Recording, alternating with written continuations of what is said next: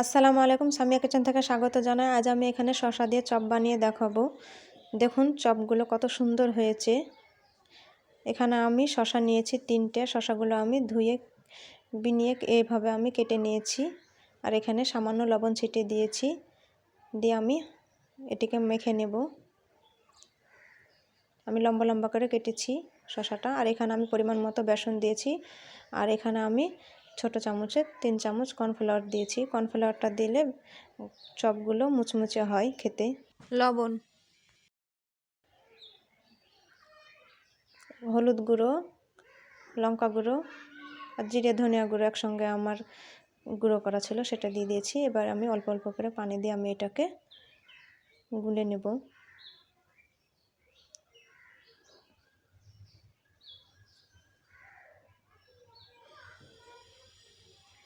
এখানে আর একটু পানি লাগবে, আর একটু দিয়ে এইভাবে আমি গুলে নেব।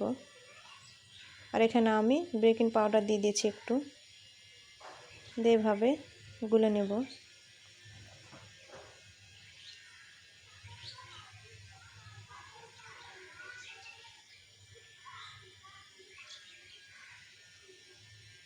আর ওই শসার কেটে রাখা ওইগুলো আমি বেসনের ভেতর চুবড়িয়ে চুবড়িয়ে আমি এখানে তেলের ওপর ছেড়ে দেব।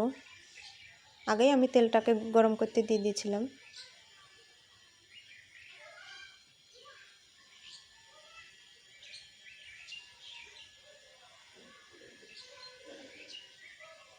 এটিকে আমি উল্টিয়ে পাল্টিয়ে আমি ভেজে নেব।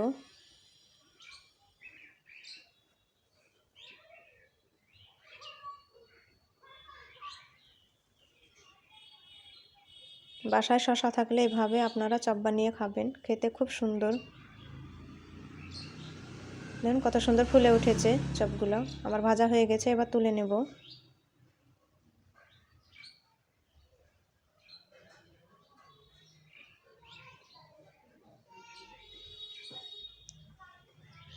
আমাদের ভিডিওটি ভালো লাগলে লাইক সাবস্ক্রাইব করে দিবেন।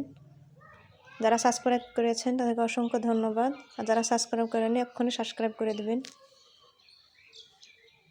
দেখুন আমি আরেকবার এভাবে আমি ভেজে দেখাচ্ছি।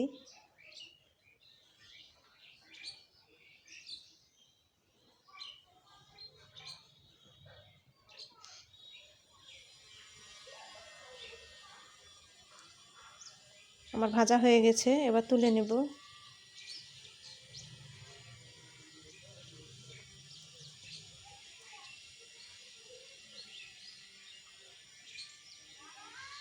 চপগুলো খেতে খুব দারুণ হয়েছে।